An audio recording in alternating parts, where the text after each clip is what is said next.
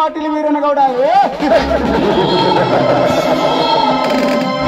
ದೇಸಾಯಿ ಅವರ ದರ್ಬಾರದಲ್ಲಿ ನನ್ನ ಅಧಿಕಾರವನ್ನು ಚಲಾಯಿಸಿ ಚಲಗಂಧಕ ಮಲ್ಲ ನೆನೆಸಿಕೊಂಡು ವೀರ ಚಲಗಾರನ ಔಷಧ ಮಗನೆಂದರೆ ನಾನೇ. ಅಂದಿನಿಂದ ಇಂದಿನವರೆಗೂ ನ್ಯಾಯಾಂಗ ನೀತಿಯನ್ನು ನಡೆಸುತ್ತಿರುವ ನನಗೆ ವಿರೋಧಿಗಳೆಂಬ ಯಾವ ಕುನ್ನು ಇಲ್ಲ.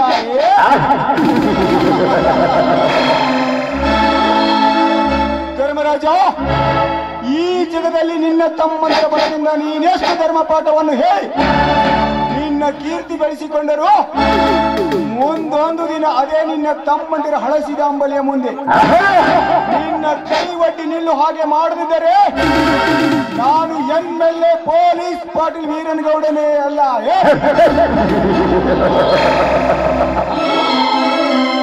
ಧರ್ಮರಾಜ, ಇಮಾನ್ ನಿಲ್ದಾಣದ ಆಸೆ ಇಟ್ಟುಕೊಂಡಿರುವ ನನಗೆ ನಿನ್ನೆಲ್ಲ ರೈತರೊಂದಿಗೆ ನನ್ನೊಂದಿಗೆ ಸಹಕರಿಸಿ ಈ ಭೂಮಿಯನ್ನು ನನ್ನ ಒತ್ತ ಮಾಡಿದ್ದರೆ ಮೋಸದಿ ನಿನ್ನ ತಮ್ಮನೊಬ್ಬನು ನನ್ನಂತೆ ಮಾಡಿಕೊಂಡು ಅವನಿಂದ ನಿಮ್ಮ ಸಂಸಾರಕ್ಕೆ ಕದನ ಹಚ್ಚಿ ನಾನು ಹಚ್ಚಿಕೊಂಡಿರುವ ಈ ಭೂಮಿಯನ್ನು ನನ್ನ ಕೈವಶ ಮಾಡಿಕೊಂಡು ನಾನು ಈ ನಾಡಿನ ಚಕ್ರೇಶ್ವರನಿಸಿಕೊಳ್ಳದಿದ್ದರೆ ನನ್ನ ರಾಜಕೀಯ ನಿಸ್ವಾರ್ಥವೆಂದು ತಿಳಿ.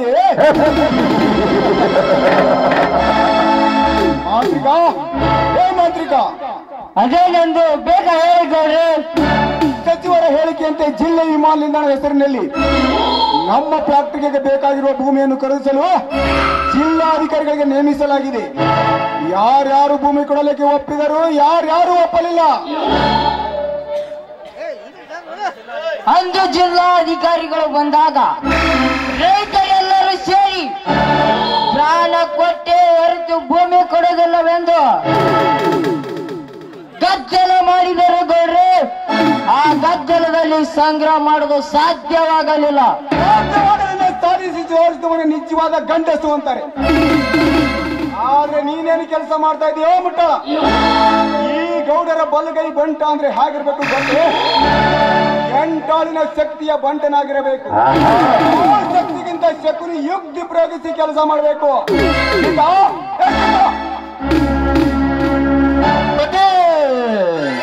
ಆ ರೈತರ ಭೂ ಸ್ವಾಧೀನದ ಬಗ್ಗೆ ನೀನೇನು ಕರಡು ಪತ್ರಿ ತಯಾರಿಸಿದೀಯೋ? ಯಾರು ಭೂಮಿ ಕೊಡಲು ಒಪ್ಪಿದರು, ಯಾರು ಒಪ್ಪಲಿಲ್ಲ? 12 ಜನ ಒಪ್ಪ್ಯಾರ ನಮ್ಮ ಊರನವರು, ಇನ್ನು 4 ಜನ ಒಪ್ಪಲ್ರಿ. ಆದ್ರೂ ನಮಗೆ ಧಿಕ್ಕಾರ ಕೂಗಾರಿ ಅಂದ್ರ. ಆದರೆ ಎಂಬ ಅಪ್ಸರದ ಮಾತಕ್ಕೆ ಸೀತಾಪತಿ ಅದೇನೆಂದು ಬೇಗ ಹೇಳು. ಇದಕ್ಕೆ ಅಡ್ಡಿ ಅದರ ತಲೆಯನ್ನು ತೆಗೆಸಿ ಬಿಡುತ್ತೇನೆ. ಯಾಕೆ ಗೌಡ್ರೆ? ಈ ಮಾಂತ್ರಿಕನ ಯಂತ್ರದಿಂದ ಅವನೆಷ್ಟೇ ಅಂತರದಿಂದ ಕುಣಿದರು ಅವರನ್ನು ಸ್ವತಂತ್ರದಿಂದ ಹಾರಾಡದೆ ಬಿಡಲಾರೆ. ನಾನೇ ಬಲ್ಲವನೆಂದು ಅವನಲ್ಲಿಗೆ ಹಕ್ಕಿ ತರ ಹಾರಿ ಹೋದರು. ನಾ ರೆಕ್ಕೆ ಬಲಿದ ಗರುಡನಾಗಿ ಮೇಲಕ್ಕೆ ಹಾರಿ ಆತನ ತಲೆ ತಂದು ಒಪ್ಪಿಸ್ತೇನೆ. ಕರೆಕ್ಟ್. ಈ ಪೊಲೀಸ್ ಕೊಡನೆ ನೆಲ ಬೇಕು ಒಂದು, ಇಲ್ಲ ಅವನ ತಲೆ ಬೇಕು ಒಂದು. ಇದನ್ನು ನೀನು ಮಾಡಿ ತೋರಿಸಲೇಬೇಕು.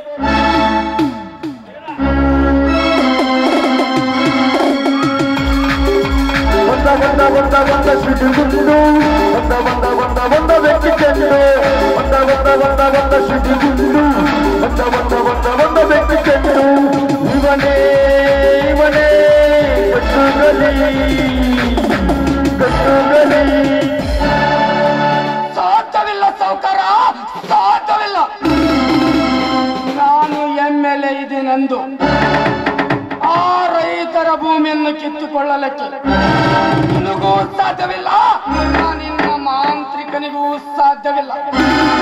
ನೀನೆಷ್ಟೇ ನಿನ್ನ ಕುತಂತ್ರದಿಂದ ನಿನ್ನ ಚೈನಾಗಳಿಂದ ಕಿರುಕೊಳ್ಳು ಪಡಿಸಿದರು, ಇದಕ್ಕೆ ಹೆದರುವ ಹೇಡಿಗಳಲ್ಲ ಈ ರೈತರು. ಇದರಲ್ಲಿ ನಿನಗೆ ಒಂದು ಹಿಡಿ ಮಣ್ಣು ಕೊಡುವುದಿಲ್ಲ, ಎಚ್ಚರ. ಅದು ವೀರಾದಿ ವೀರ MLA ವೀರನಗೌಡನಿಗೆ ಮಿಸ್ಟರ್ ವೀರ, ನಾನು ಯಾರು ಎಂತವನೆಂಬುದು ನೀನು ಅರಿಯದೆ ಮಾತನಾಡಿದರೆ ಪರಿಣಾಮ ಸ್ಮರಣೆ ಇಲ್ಲದೆ ನಿನ್ನನ್ನು ಯಮನ ದಾರಿ ಹಿಡಿಸಿ ಬಿಡುತ್ತೇನೆ. ನೀನು ಎಚ್ಚರ. ಬಾಯಿ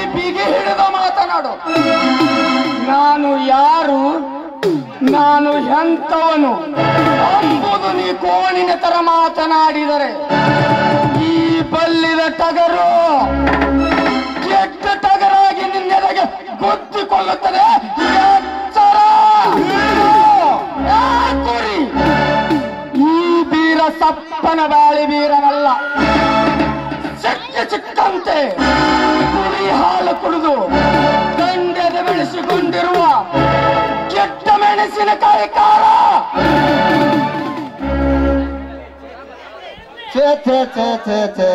ಮಾತಿಗೆ ಮಾತು ಬೆಳೆಸಿ ಯಾಕೆ ನಮ್ಮ ಕೆಲಸ ಹಾಳು ಮಾಡ್ಕೊಳ್ಳೋದು? ಬರ್ರಿ ಬರ್ರಿ.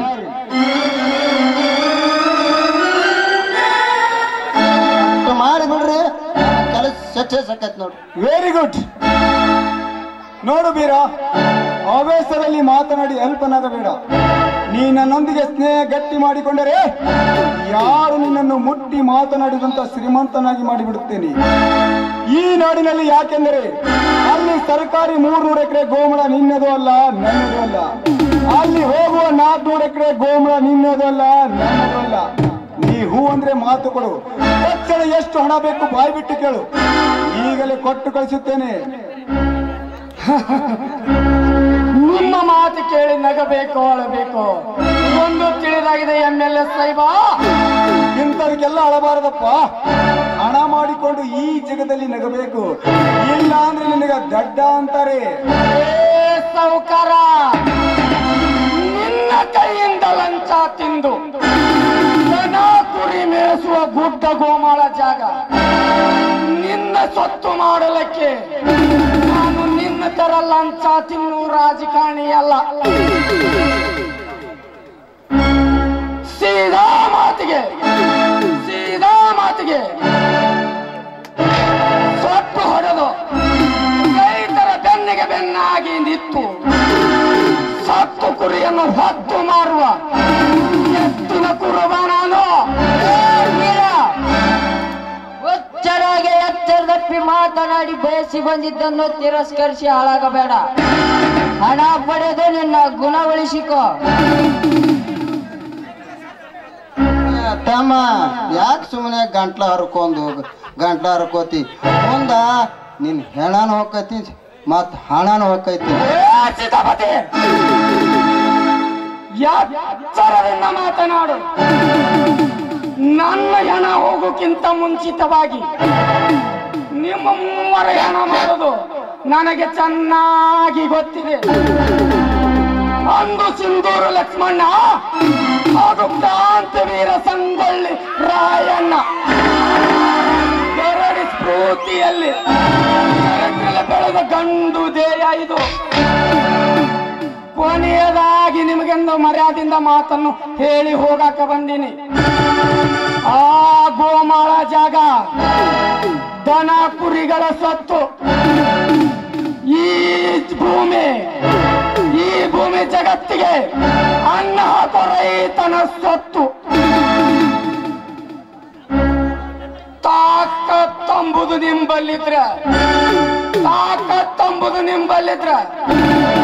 ಮುಟ್ಟಿ ನೋಡ್ರಿ ಮಕ್ಕಳ, ಬರುತ್ತೇನೆ.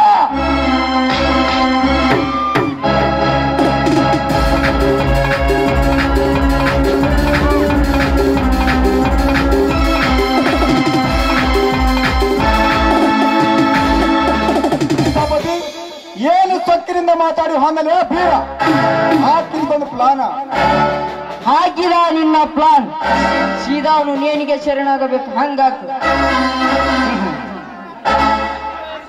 ಕತ್ರಿ ವಯಸ್ಸಾಯ್ತು, ಇದಕ್ಕತ್ರು ಬುದ್ಧಿ ಬರ್ಲಿಲ್ಲ.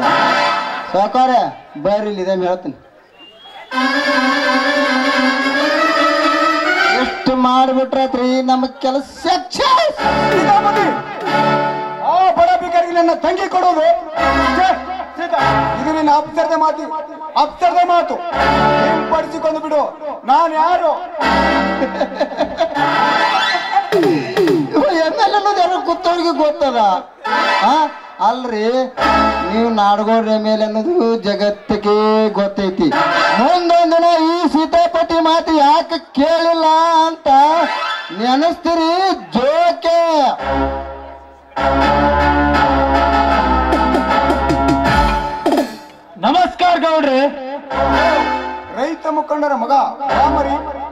IPS ಆಗ್ಬೇಕಾಗಿತ್ತು?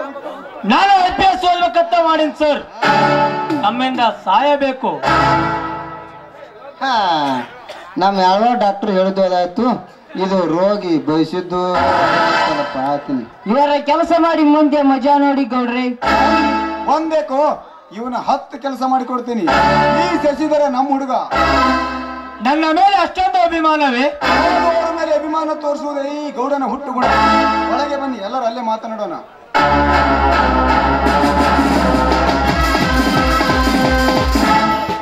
ಮಾರುದ್ರ ತಾಳಿಕೋಟಿ, ಗಂಗಾಧರ ಪತ್ತಾರ್ ತಾಳಿಕೋಟಿ ಹಾಗೂ ಮೋನೇಶ್